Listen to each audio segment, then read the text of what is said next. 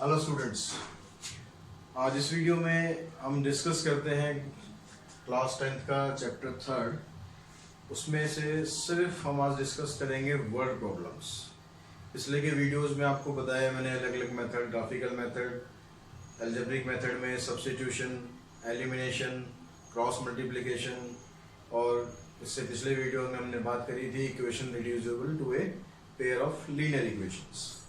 अब बात आती है सारी वर्ड प्रॉब्लम्स की, जो कि इस चैप्टर में बाकी रह गई है।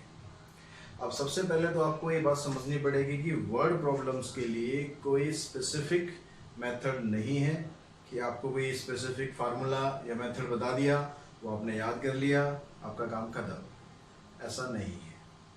वर्ड प्रॉब्लम्स में सबसे मेन जो चीज़ है, आप जो समझ पाएँ उसमें कि उसके स्टेटमेंट में क्या क्या आपको दिया हुआ है, उससे आप इक्वेशन किस तरह से फ्रेम करेंगे। भी इक्वेशन फ्रेम करने के लिए कोई फार्मूला नहीं है, सिर्फ आपके सेंस ऑफ ह्यूमर, आपका लॉजिकल रीजनिंग, वो यहाँ पर काम आएगी कि आप किस तरह से इक्वेशंस फ्रेम कर पाते हैं। कुछ प्रॉब्लम्स हम डिस्कस करेंगे, जैसे इसमें हम एज से रिलेटेड एक प्रॉब्लम मैं ले रहा हूँ, फिर एक प्रॉब्लम और एज से रिलेटेड लेंगे। इसी तरह से 2-3 टाइप की हम इक्वेशंस इसमें ट्राई करेंगे ताकि आप समझ पाएँ कि आपको करना क्या है। अब क्योंकि यहाँ पर आप जो चैप्टर कर रहे हैं वो है pair of linear equation in 2 variables, मतलब आपको जितने भी इक्वेशंस बनाने हैं उसमें 2 इक्वेशंस जरूर बनेंगी और उसमें 2 वेरिएबल्स होंगे। अब आपको ये समझना है कि वेरिएबल्स आपको कौन कौन से लेने हैं, किसके लिए लेने हैं। तो जो भी क्वेश्चन में दिया होगा उसमें जो अननोन टर्म्स हैं उसको आप हमेशा लेट करके चलेंगे 2 वेरिएबल्स में। जैसे यहाँ पर क्या कहता है, ये तो father's age is 6 times his son's age. यहाँ पर 2 लोग हैं, एक फादर है और एक सन है। तो हम एक की एज x ले लेते हैं, एक की एज y ले लेते हैं। Let present age of father be x years। यहाँ पर यूनिट लगाना मत भूलना। अगर क्वेश्चन में एज के बारे में है तो ईयर्स, स्पीड के बारे में है तो किलोमीटर पर आवर, मीटर पर सेकंड, अगर किसी की लेंथ फाइंड करनी है तो मीटर, सेंटीमीटर, जो भी है उसकी यूनिट आप जरूर लिखेंगे। कई बार बच्चे कर लेते हैं क्वेश्चन, यहाँ तक लिख देंगे, यूनिट नहीं लिखते, तो यूनिट लिखने के मार्क्स भी आपके कट हो सकते हैं। And let present age of son be y years। अब जो अननोन टर्म्स थी वो दोनों आपने लेट कर ली, x और y। अब जो स्टेटमेंट है उसको ध्यान से आप पढ़ेंगे कि क्या क्या इंफॉर्मेशन यहाँ पर आपको दे रखी है। The father's age is 6 times his son's age, यानी जो फादर की एज है वो बेटे की एज की 6 टाइम्स है। फादर की as that is equals to x is equals to 6 times of his son's age। ये बनी आपकी equation first. Father's age is 6 times of his son's age. ये जो पहली लाइन है आपकी, फर्स्ट लाइन से ये इक्वेशन आप मिल गया। अब उसके आगे चलते हैं, आगे कहता है 4 years hence, hence मतलब बाद में, the age of father will be 4 times his son's age।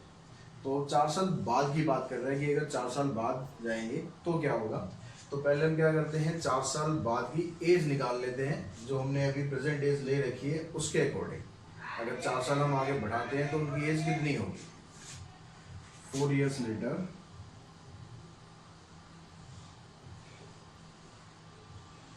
As of father will be x plus 4।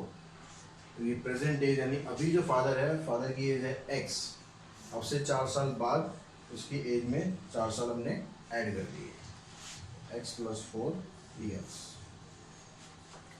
Similarly age of सन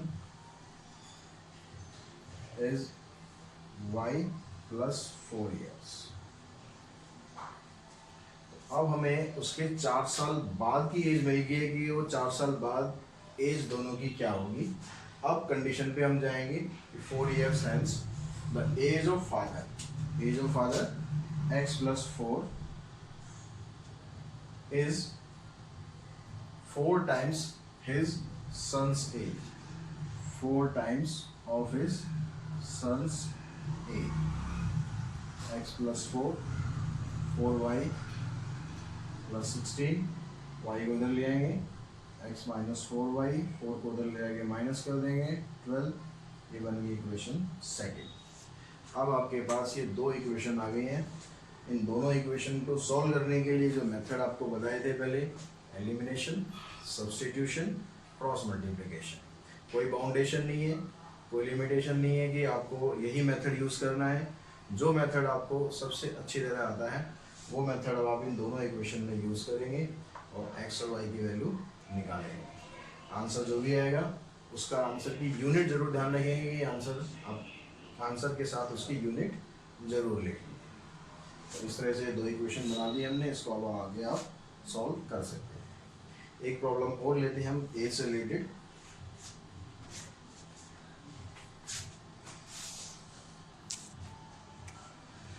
अब नेक्स्ट प्रॉब्लम में क्या है, यहाँ पर 6 year hence यानी 6 साल बाद a man's age will be 3 times the age of his sun.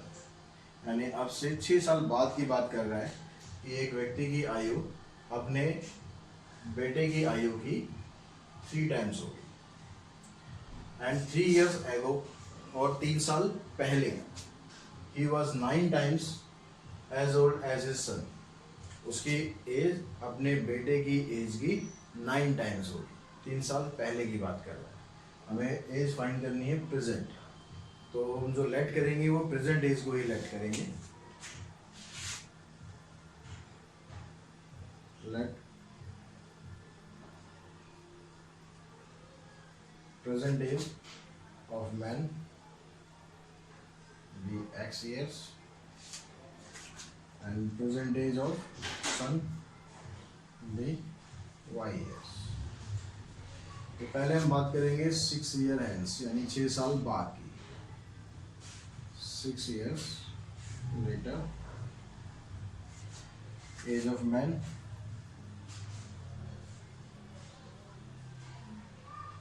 Present age अगर x है तो 6 साल बाद उसकी एज होगी x plus 6 and age of son y plus 6। अब क्वेश्चन की जो कंडीशन है उस पर चलेंगे। Man age will be 3 times the age of his son. ये जो आदमी है उसकी एज अपने बेटे की एज की 3 times होगी। यहाँ ब्रैकेट इसकी ओपन करेंगे, 3y को उधर लाएंगे, 6 को उधर ले जाके माइनस करेंगे, ये बनेगी इक्वेशन फर्स्ट। उसके बाद सेकंड कंडीशन पे चलते हैं। सेकंड कंडीशन क्या है, 3 years ago 3 साल बाद,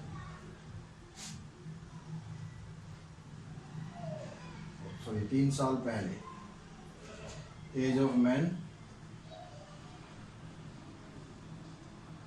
x minus 3, age of son y minus 3। According to condition, man will be 9 times as old as his son। यानी अब से जो 3 साल पहले की एज थी उसमें उस व्यक्ति की आयु अपने बेटे की आयु की 9 times है। तो x minus 3 equals to 9 times of his son's age। Bracket open करेंगे इसकी,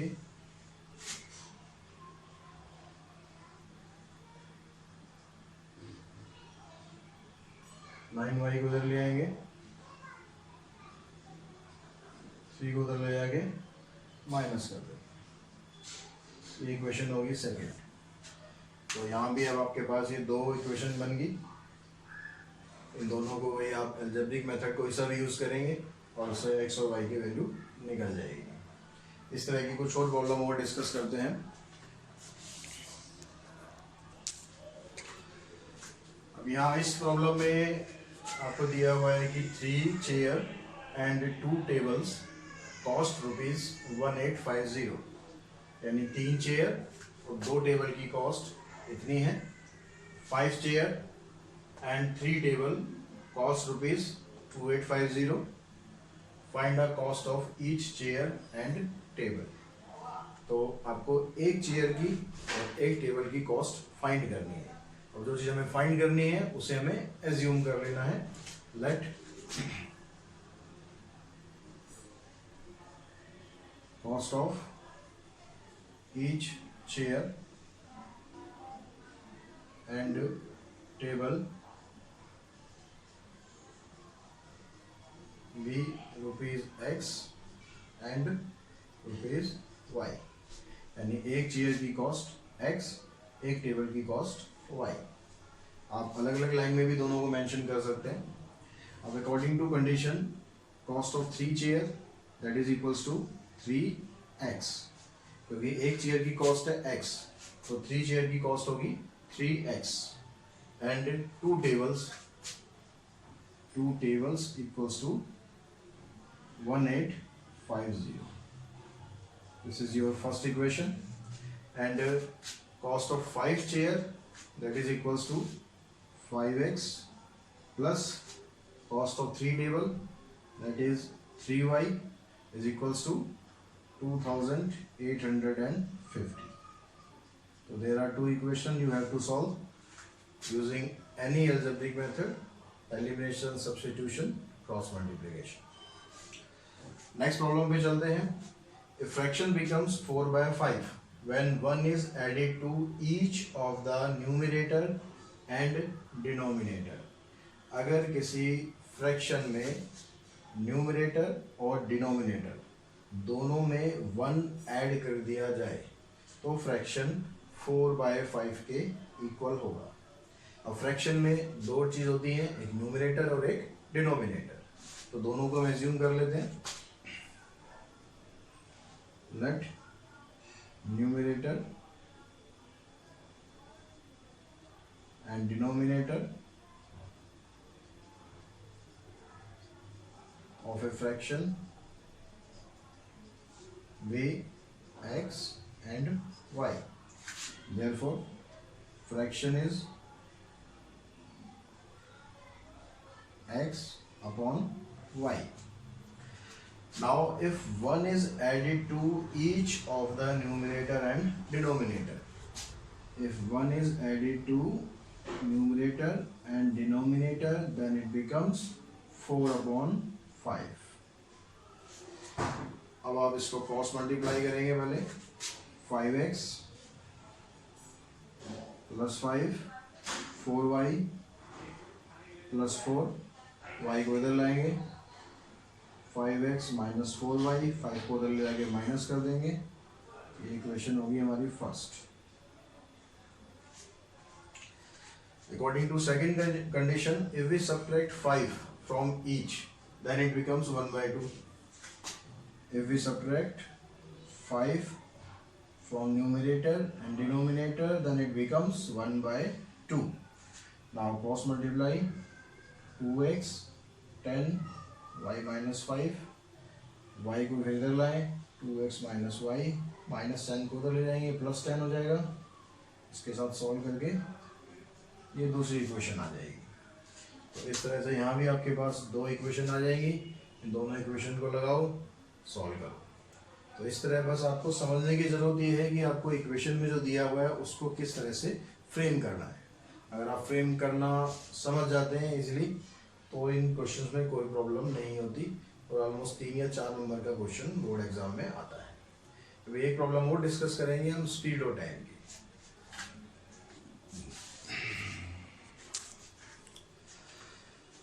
अब इस क्वेश्चन में हम डिस्कस कर रहे हैं अप स्ट्रीम और डाउन स्ट्रीम वाले क्वेश्चन। इसमें है कि boat goes 30 kilometre upstream and 44 kilometre downstream in 10 hours. एक boat upstream 30 kilometre travel करती है, डाउन स्ट्रीम 44 किलोमीटर ट्रैवल करती है 10 घंटे में। इन 13 hours it can go 40 kilometre upstream and 55 kilometre down stream. 13 घंटों में 40 kilometre up stream चलती है, 55 किलोमीटर डाउन स्ट्रीम चलती है। Determine the speed of stream, speed stream की बतानी है, and speed of boat in still water, और स्टिल वाटर में बोट की स्पीड क्या होगी ये बताना है। तो हम यहाँ पर रिज्यूम करते हैं, let speed of boat in still water be x kilometer per hour and speed of stream be y kilometer per hour।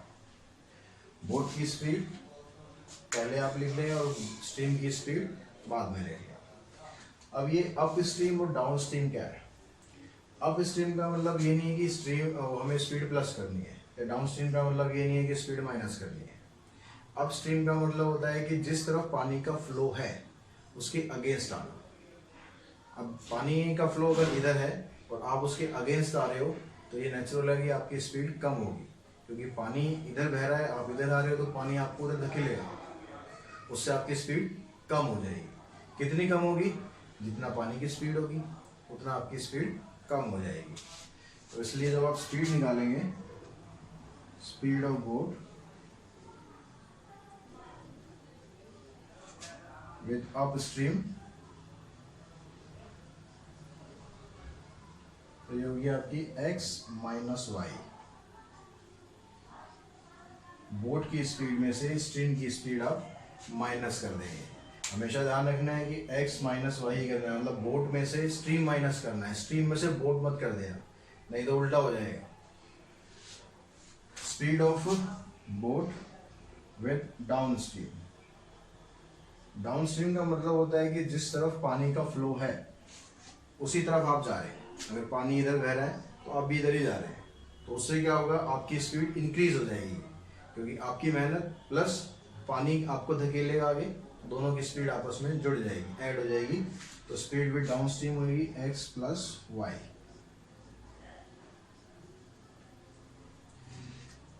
इस तरह से speed up stream down stream वाले क्वेश्चन में ये 3-4 लाइनें तो आपको हर क्वेश्चन में लिखनी है।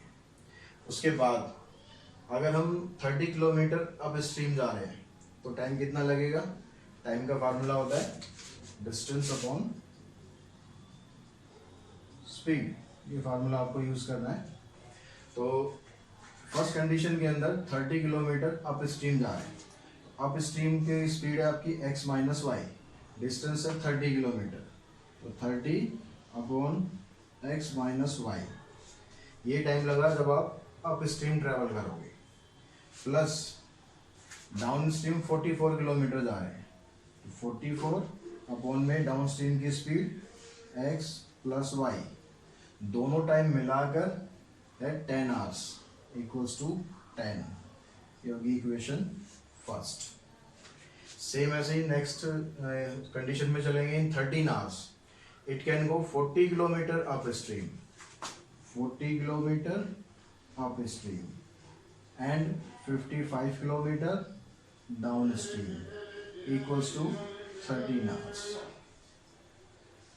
तो जो 3.6 एक्सरसाइज में हमने क्वेश्चंस करे थे, किस तरह से सॉल्व करना है, उस तरह के 2 इक्वेशन बन जाएंगे। इसको आप सॉल्व करेंगे तो x और y की वैल्यू मिल जाएगी। तो आई होप कुछ वर्ड प्रॉब्लम मैंने आपको जो कराई हैं वो आपको समझ में आई होंगी। उनमें क्या करना है, किस तरह एज्यूम करना है, किस तरह इक्वेशन फ्रेम करनी है।